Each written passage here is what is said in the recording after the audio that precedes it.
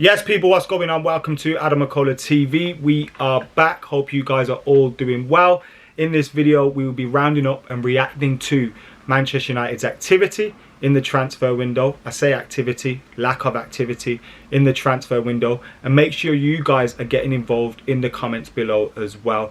Get your grade reports in there, A to F or best out of 10 or whatever. Get it in the comments below.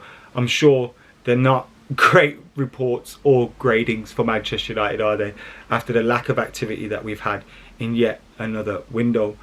Obviously, that is the topic that we're discussing in this video today. Now, there's the obvious topic that has dominated the headlines this week.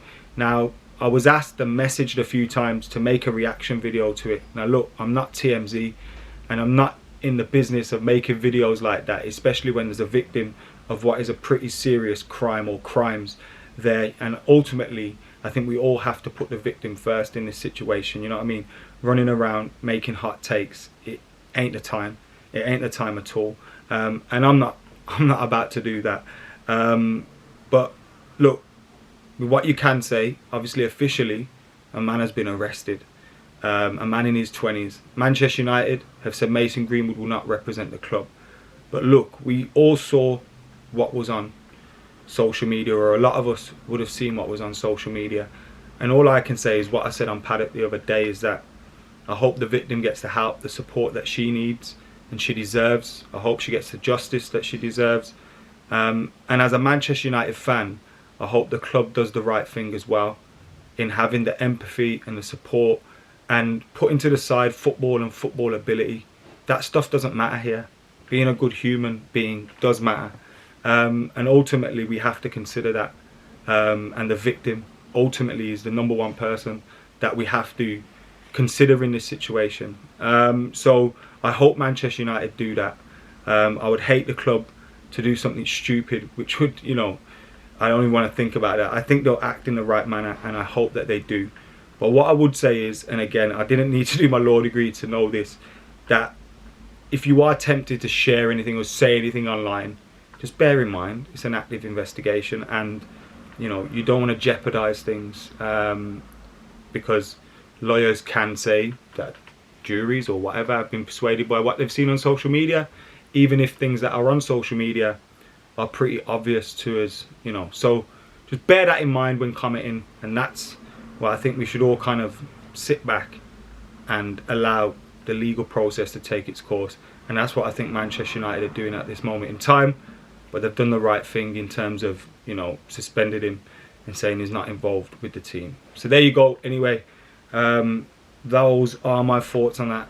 Again, I don't know why it's important, because ultimately the victim is all that matters here. But yeah, feels weird to then move on and talk about a transfer window. But nevertheless, Manchester United's transfer window, pretty poor, wasn't it? Pretty poor. When you look at it, we saw players leaving Manchester United. Amad Diallo went to Rangers. Tahith Chong has returned to Blues. He was recovering at Carrington, having picked up an injury. He's now recovered and he'll return to Blues. Birmingham City. Van der Beek has gone to Everton. Anthony Martial has gone on loan to Sevilla, and Twanzebe has gone on loan to Napoli. There were no permanent deals from Manchester United. Phil Jones rejected a loan move to Bordeaux, and Jesse Lingard, who wanted to leave Manchester United, ended up staying at the club.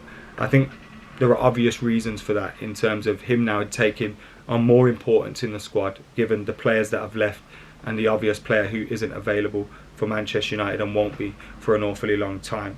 Now, ins, we had nothing. I don't think we need to talk about that. There was talk about midfielders, and Camara and Haidara, I think, were linked with the club, and a few others as well.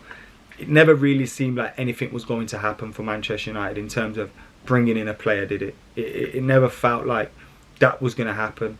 I was quite relaxed about it. Doesn't mean I'm not disappointed, because I do feel when you look at Manchester United, we've gone from having a squad that we thought could maybe challenge to now you look at the squad. Dean Henderson's potentially leaving soon, or you know, whatever happens there, he could potentially be leaving, whether on loan or permanently. In defence, there's now, we've gone from thinking Maguire and Shaw were gonna come through and be the men they were at the Euros, to now we're thinking what the hell's going on there. The only centre-back that you can really rely on to perform is Varane, and he's had his injury issues this season. Diallo and Telles have started pushing forward, but are they going to win us a league title? Wan-Bissaka, what's happening there? You're now looking at a defence that could see wholesale changes, a midfield that needs wholesale changes. You've got McTominay and Fred, who will be part of the squad, but aren't good enough to bring you home a league title. You've got Pogba that could be on his way out. Donny van der Beek, who knows what's happening there. Now, I think the loan move for him's good. I'm glad he stayed in the Premier League, because that means that hopefully, you know, he can get to grips with the Premier League, get some confidence, get some goals under his belt, and come back to Manchester United for the new manager, whoever that is, hopefully ready to, you know, fight for a spot, because we aren't going to be able to make the signings that we need to make, or the number of signings we need to make in the summer. You know, Donny van der Beek, Pogba, Matic probably not going to be there, or questionable whether they're going to be there or should be there.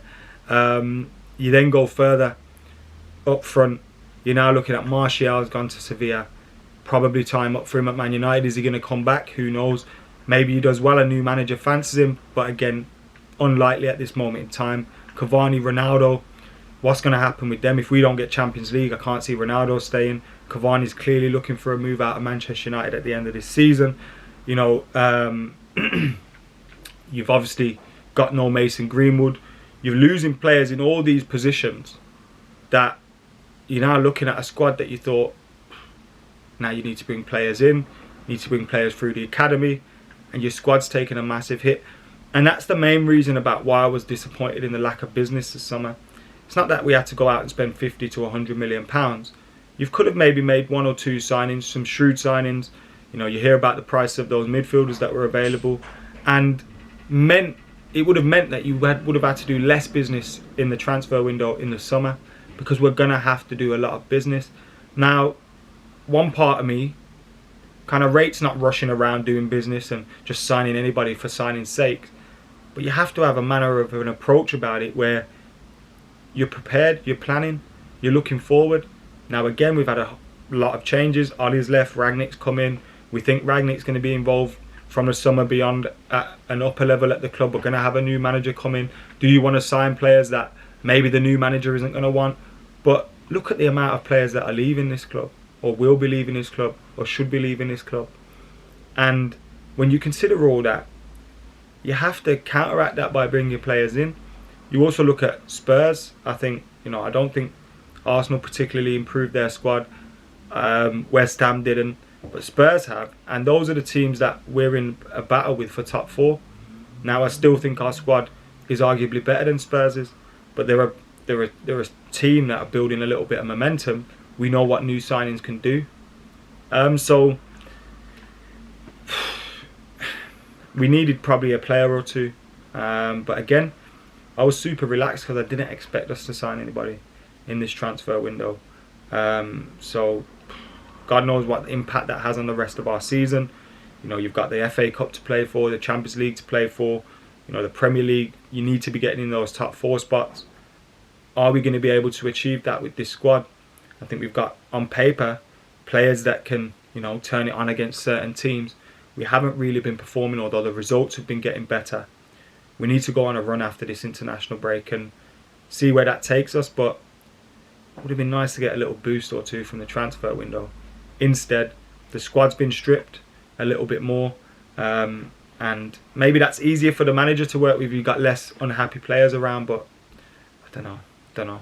Let us know your thoughts anyway in the comments below on Manchester United's transfer window.